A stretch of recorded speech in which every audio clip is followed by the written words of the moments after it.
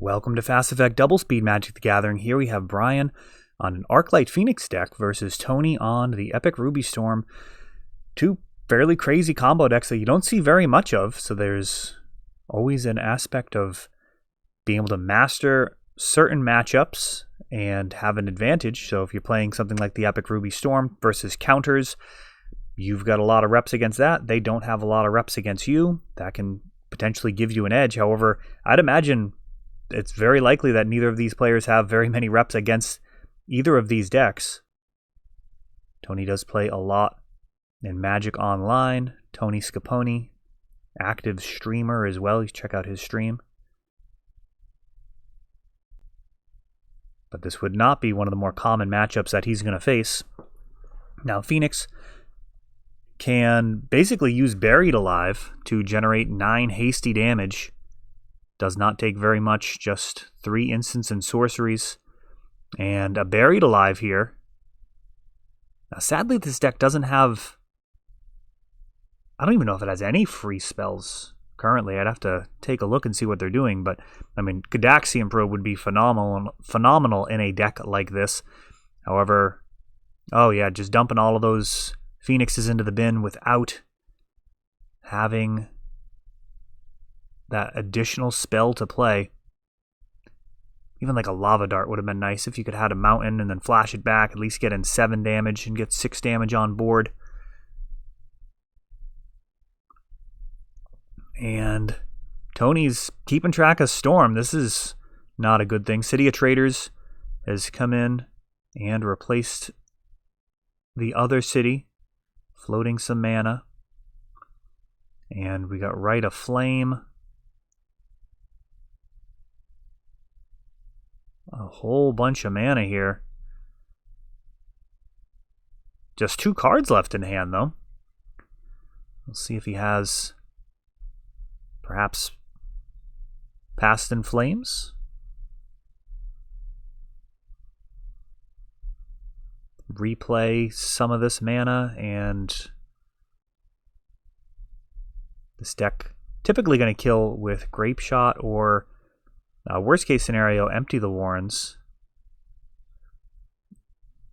And what is this? Act on Impulse, I think is the name of this one. You can play the 3 cards until end of turn. Defense Grid.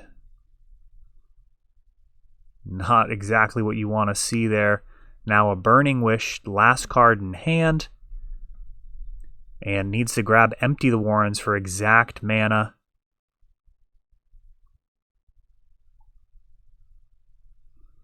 I believe 12 goblins.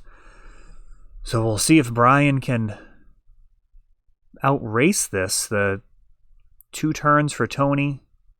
Oh, yeah, he's actually scooping it up. So not actually lethal amount of goblins there, but Brian doesn't think he can possibly stabilize or outrace that. So we're on to the next one. Brian's going to have the play. Buried Alive. The fact that that's a legacy card just amuses me to no end. I have traded away quite a lot of Buried Alives in my lifetime. It's always been a card that's been worth a little bit. Now it has, climbed like most of the other playable cards from 20 years ago. Burning Wish get imprinted on Chrome Mox. And a Force of Will could play pretty well against this. Oh, a Flusterstorm. That is going to deny this Rite of Flame. What else can Tony do? He's got Storm of 4. And he's got to pass the turn, so that Flusterstorm stopping everything dead in its tracks. Flusterstorm, Force of Will. There's no shortage of great counters in the format. Not sure which ones Brian will be playing here. That is one of the benefits of kind of unorthodox decks as well. Defense Grid gets Dazed. That's pretty backbreaking. And if Tony does have the ability to follow up here, you got to think that he has to just move all in. There's so much that's been taken from him in terms of storm count. That's a nice looking bulk.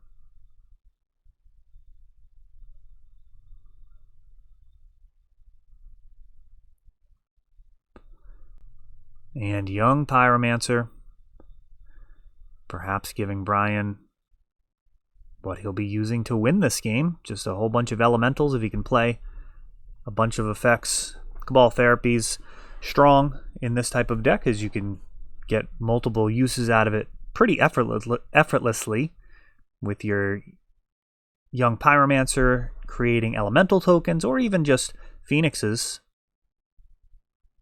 They are pretty eager to come back from the graveyard. Young Pyromancer turns sideways, so it begins.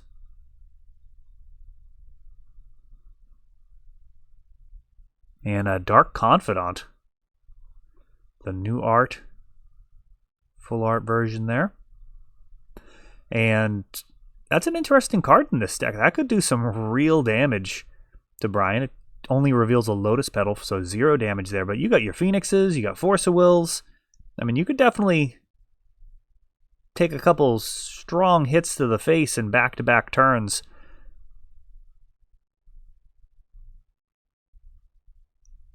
Another Dark Confidant. So that does turn it into a 2-turn clock, though. There's going to be 4 reveals, potentially. Tony playing Grape Shot as generally player removal, but I suppose it could actually be used here to clear the board in a worst-case scenario. A Lightning Bolt during the end step.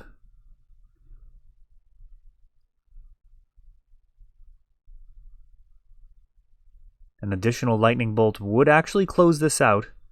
8 damage on board. So we'll see what these Dark Confidants reveal. They could just head us right into the next game. We've got a Ponder and a Dark Ritual. Ponder's very live here.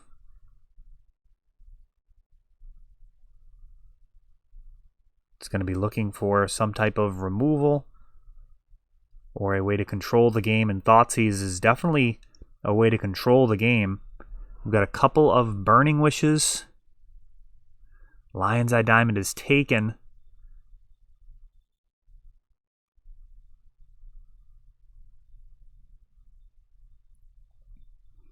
And double Thoughtseize.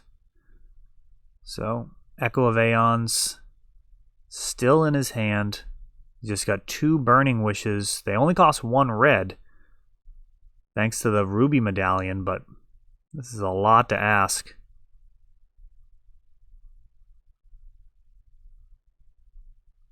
Burning Wish.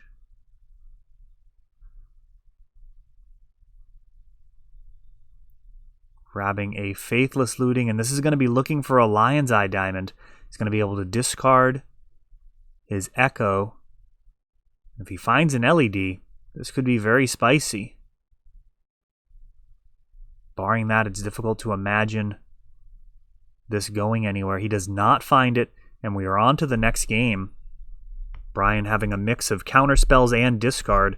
There's really, when you're thinking about how to engage with your opponent in a game of Magic, it is useful to kind of think about, like, you've got the stack with your counter spells, you've got going after their hand, you've got the ability to go after the battlefield, the ability to go after the graveyard.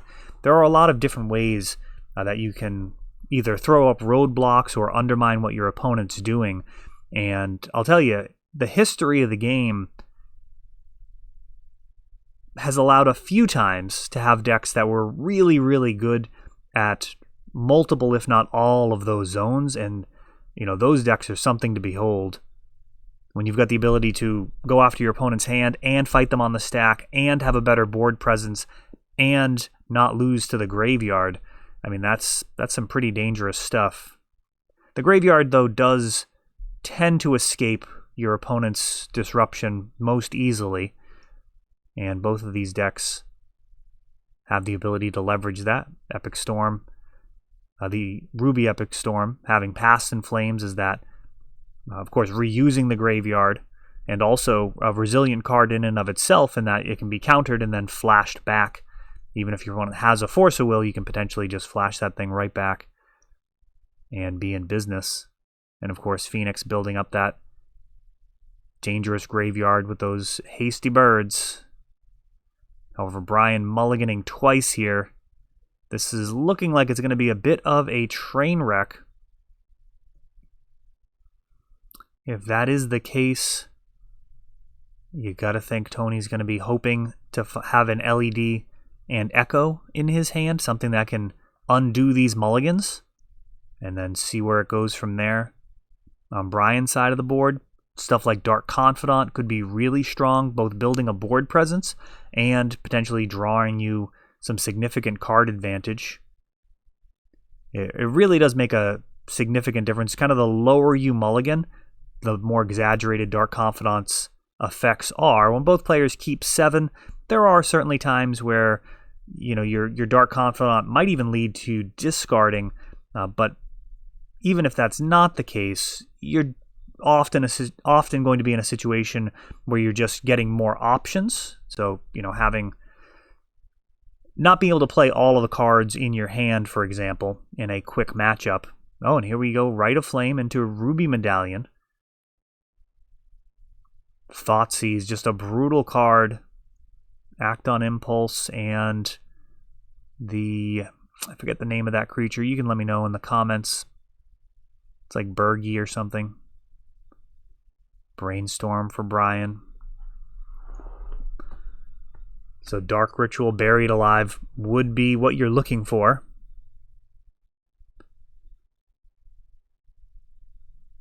Ruby Medallion does make, I think, all red spells cost 1 less. And Abrade takes it down.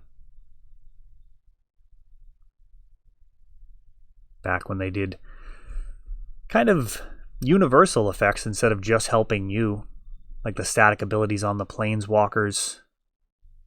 If they were printed back in the day, a card like Narset just wouldn't let anybody draw extra cards. Instead, just stops your opponents.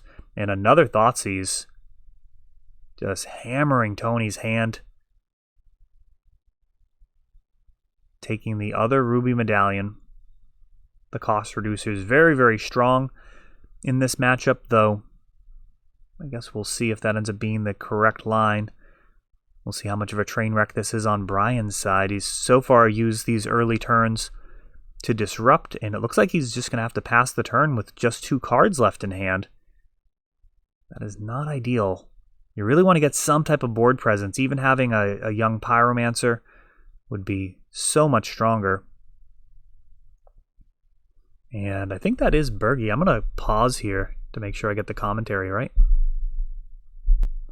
Yeah, it is Bergie, God of Storytelling. That's going to be a 3/3 for 3, which is, you know, reasonable on its own. Whenever you cast a spell, add a red. Until end of turn, you don't lose this mana as steps and phases end. And also, creatures you control can boast twice rather than once.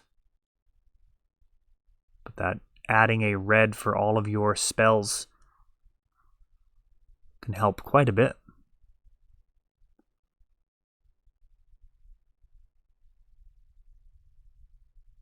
And Arclight Phoenix is being cast. Well, that's not really where you want to be, but it's something. At least putting some pressure on. Tony does need to draw out of this situation or he will die to the Phoenix.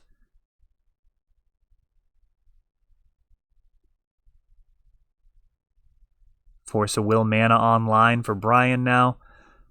A Cabal Therapy in the Dark Season Ancient Tomb. Getting a little bit of value out of that. Fiery Islet. And Tony drawing the card. Gets a Lion's Eye Diamond. Too valuable to leave in his hand, especially with Cabal Therapy as a possible spell to take a look at his hand and also easily allow the Phoenix to come back.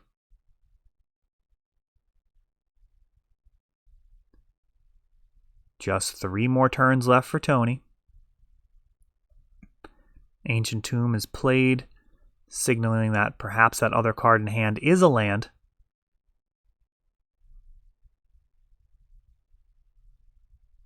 Down to just 2, and there's the bolt for the game. Yeah, he did draw another Ancient Tomb, and that is going to do it, as sometimes those train wreck games, whoever can get a board presence will be able to ride that out as both decks fumble. That is all for this one, but don't worry, there is a lot more. You can check out our older videos, and we're always putting out new videos from ELD's Time Vault Games in Bellingham, Massachusetts. If you want to help the channel, of course, you can like, subscribe, share, tap that notification bell so you can know the next time our new videos come out. Thanks for watching.